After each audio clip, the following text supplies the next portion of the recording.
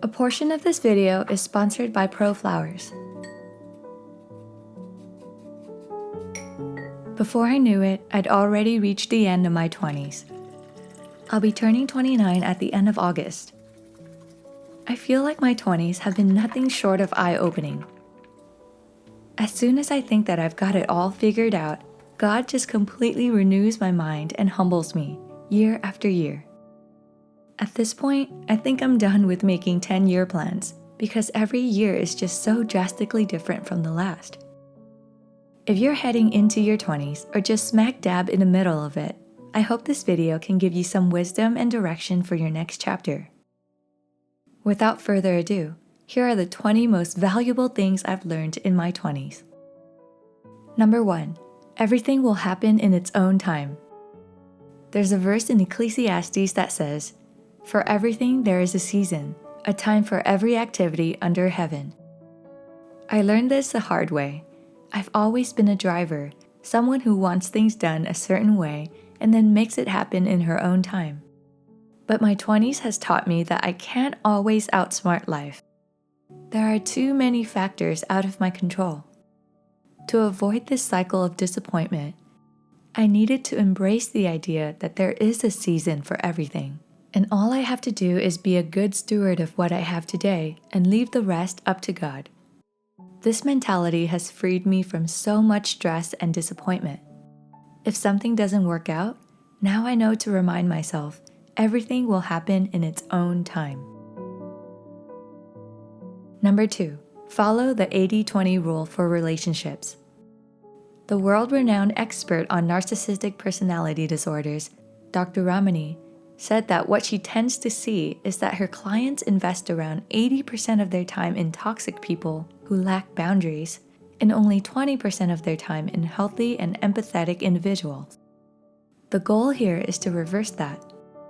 Invest 80% of your energy into people who will uphold your boundaries and only 20% of your energy into people who will drain you if you must. Sometimes you might not have an option if it's a family member or someone whom you depend on for a living. But try your best to keep your interactions to a minimum for the sake of your mental health. Dr. Ramani also explained that a healthy relationship is characterized by respect, compassion, kindness, reciprocity, patience, empathy, and gratitude. A narcissistic relationship is characterized by contempt, invalidation, dismissiveness, minimization, gaslighting, devaluation, and entitlement. This aligns with one of my favorite proverbs, which says, "Do not make friends with a hot-tempered person. Do not associate with one easily angered, or you may learn their ways and get yourself ensnared." Number 3.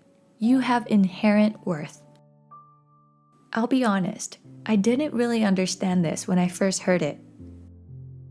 Obviously, I felt like I had worth, but only because I was doing well in life or had a great education.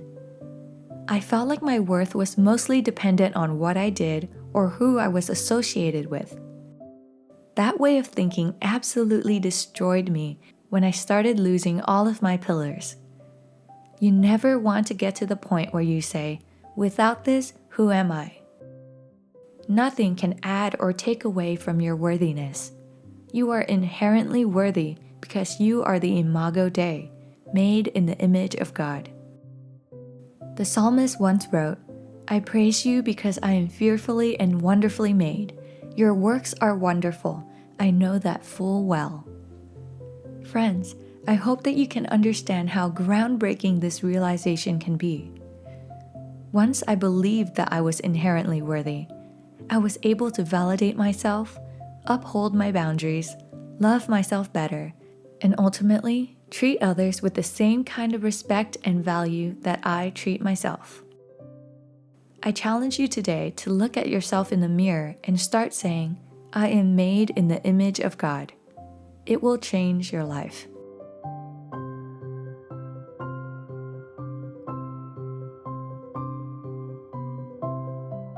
Before we move on, I just want to thank ProFlowers for sending me these gorgeous bouquets for my birthday. These are seriously some of the freshest and most beautiful bouquets I've ever received from an online flower company. They arrived at my doorstep in perfect condition, the most wonderful surprise I've received in a while. I usually order flowers for my friends' birthdays all the time, but I can never quite guarantee the quality of the delivered bouquets. ProFlowers definitely proved that there's a way to do it right. They figured out how to deliver consistently high-quality bouquets, so you don't have to worry about it being a hit or miss. They are absolutely gorgeous every time. Now I know where to go to the next time I order flowers for my friends. If your loved one's birthdays are coming up, maybe they would appreciate a surprise bouquet on their doorstep. ProFlowers gave me a 15% off code to share with you, so feel free to go and make someone else's day. I'm sure they'll love the thoughtful gesture from you. I'll leave the link to ProFlowers in my video description. Enjoy the discount code. Now, back to the video. Number 4 is to learn to take failures in stride. The most successful people are those who have had some of the biggest failures you can think of. It's just like this quote says, "Success is not final, failure is not fatal. It is the courage to continue that counts." Detaching my identity from my failures wasn't easy to do, but it allowed me to see past myself and stop being my own stumbling block. I had no reason to hold on to the guilt and shame of my failures. Those things didn't fix what went wrong, and they also didn't help me move forward. As crucial as it is to admit our failures, it is equally crucial to take what we've learned and just simply do better in the future. Number 5, let people grow. This one was a real challenge for me as someone who grew up watching my mother always rescuing her family and friends who needed help. For most of my adult life, I thought that it was my responsibility as a friend to either fix people or save people from the consequences of their own actions. This urge to fix and rescue eventually made me feel burnt out, unappreciated, and resentful. Before I knew it, I realized that rather than helping people like I thought I was actually making it all about me and how I feel and what I think. Letting people grow includes allowing them to make their own decisions and learn from their mistakes. If you rescue them from the consequences of their actions every time, why should they ever behave any differently? So, give people the agency to grow on their own accord. You'll be a much better friend that way too. Number 6, learn to apologize sincerely. Unsurprisingly, I had a difficult time learning how to apologize sincerely because in my family culture, sincere apologies were unheard of. Apologizing was seen as an admittance of guilt and shame, which are very uncomfortable feelings to process. I was only able to give sincere apologies when I finally learned how to regulate the feelings of guilt and shame. In a book called Changes That Heal, Dr. Henry Cloud wrote, "Guilt and shame too often sends us into hiding. If we have to hide, we cannot get help for our needs and brokenness. The moment you decide to face your shame head on, I promise you, it will lose its power over you." A sincere apology is freeing for both parties. It softens relationships, and it is so pleasing to the Lord. I have never once regretted giving a sincere apology. It's honestly one of the most life-changing skills I've ever learned. Number 7, isolation is the enemy's playground. Speaking of guilt and shame sending us into hiding, when we are isolated, it's so much easier for the enemy to attack us. In warfare, a common tactic is to always divide and conquer. People tend to be a lot more vulnerable when they're on their own with no support system. The same goes for spiritual warfare. Whenever I find myself isolated from community, it's always easier for me to be depressed and dwell on my own negative thoughts. I understand firsthand how difficult it can be to find the right community, especially if you've been profoundly hurt by people before. But social isolation is never the answer. Don't give up on finding your group of safe people. In the same book I mentioned earlier, Dr. Henry Cloud explained, "The soul cannot prosper without being connected to others. God is a relational being, and He created a relational universe. At the foundation of every living thing is the idea of relationship. Everything that is alive relates to something else. When we cut ourselves off from making true bonds with other people, our soul will inevitably begin to wilt.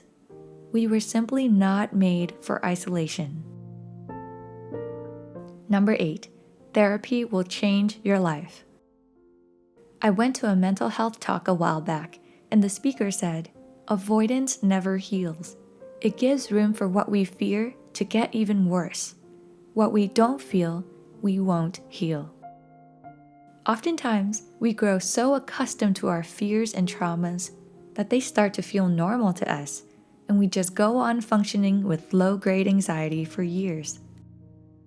Unfortunately, time doesn't always heal everything, and like the speaker said, what we don't feel, we won't heal. Every time I consult a therapist that I trust, my life always changes for the better in some way. They're trained to help us get out of our own heads and see things in a more objective and healthy way. Seeing a therapist was the best decision I've ever made for myself and my future family. I'm convinced that anyone could benefit from therapy, not just those who are at their wits' end. In fact, therapy should be used as preventative care, not a last resort. Number 9, steward your anxiety. The same mental health expert at the event also mentioned something I never thought of before. The idea that anxiety is not something to beat per se, but something to be managed. She explained, "The goal is to manage and steward anxiety. Healthy engagement with anxiety comes when we engage in healthy relationships with ourselves, others, and God." This made so much more sense to me because anxiety is often something that comes and goes.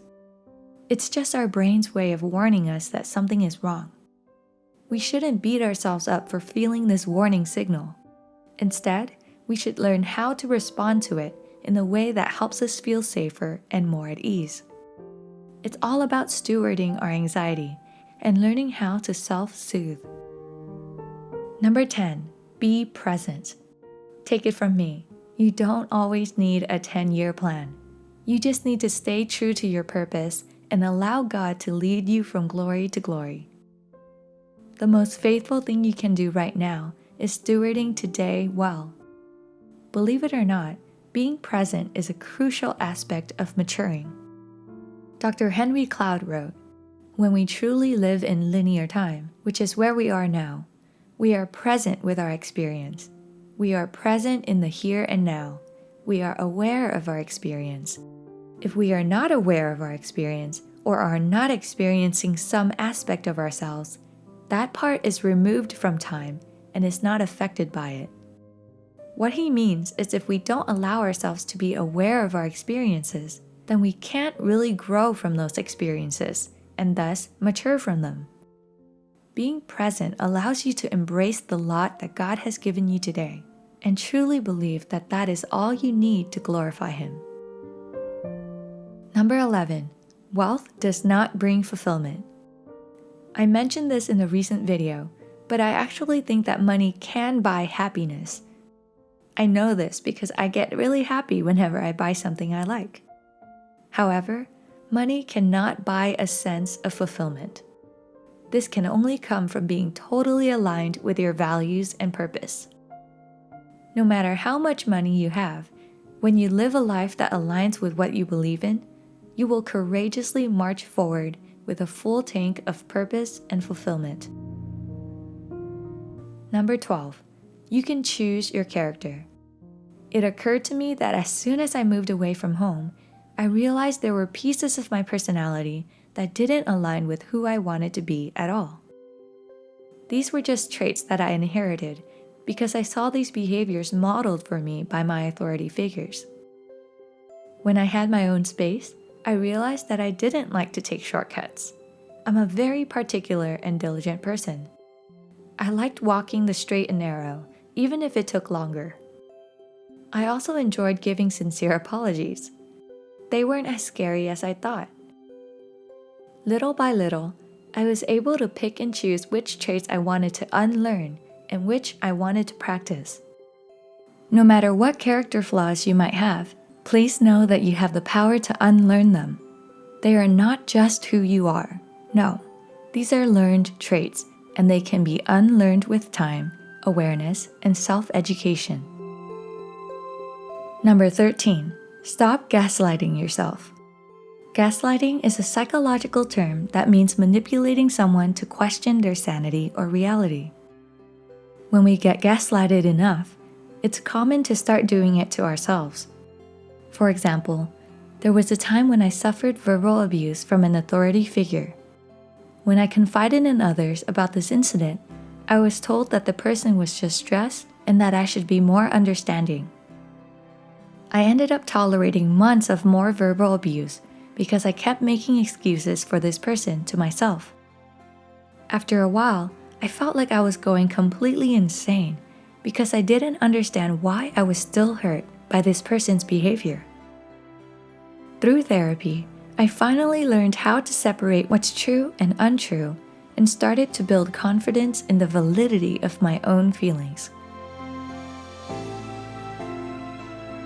Number 14, a significant other cannot complete you.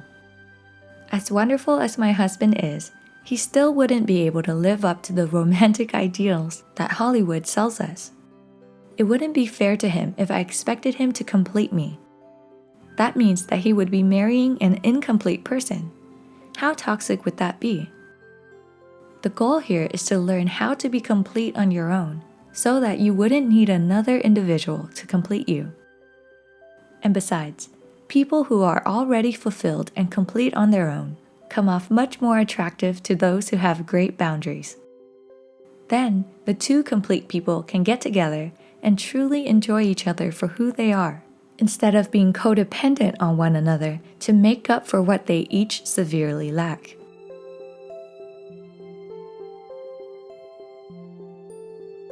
Number 15, learn to parent yourself. One of the most healing things you can do is parent yourself the way you needed to be parented. You can't change what happened in the past, and you can't depend on your parents changing in the future. But what you can do is to start giving yourself the care, attention, and empathy that you needed as a child. If it helps, talk to yourself the same way you would if you were to meet your 5-year-old self again. What would you say to that child if they were to mess up? How would you treat them if they were hurting? The more you view yourself with compassion and empathy, the more compassion and empathy you'll be able to give others. Number 16, pursue your dreams earnestly. If you have a wild dream, now is the time to pursue it. Time is such a limited resource. You never know when the clock will run out, so why not give your all into pursuing something worthwhile? There's a passage in Ephesians that says, "Be very careful then how you live, not as unwise, but as wise, making the most of every opportunity, because the days are evil." I love this concept of being intentional with your time and stewarding it well, because it's such a valuable resource. The older that we get, the more responsibilities we will have. So your 20s is the time to explore different career paths and pursue your dreams earnestly, with less repercussions. Number 17, train yourself to have an abundant mindset. Like many other immigrant children, I didn't have much growing up, but I was blessed to have never lacked my basic necessities because my mother worked hard to make ends meet. Because of her sacrifices, I grew up feeling that I didn't lack anything. Little did I know, this was called the abundant mindset. Having this mindset made it easier for me to be generous with others because I never felt like I had to hoard things for myself. I thought, Why should I be scarce with my things? I'll always have enough. My mother was quite proud of the faith that I had in her, just by watching me give so freely to others. If my mom, who barely made enough to scrape by, was happy because her daughter felt provided for, how much more pleased would God feel to see us living abundantly? He owns everything in the palm of His hands, and He is the ultimate provider. By freely giving to others, we are showing Him that we are certain that He will always provide for us. This is the type of marvelous faith that would move the Father. Number 18. Accept hardship as the pathway to peace. This was taken straight out of the famous Serenity Prayer. When we accept hardship as an unavoidable reality on this side of heaven, it gives us a newfound sense of resilience because there's suddenly purpose to our pain. It even changes the way we pray.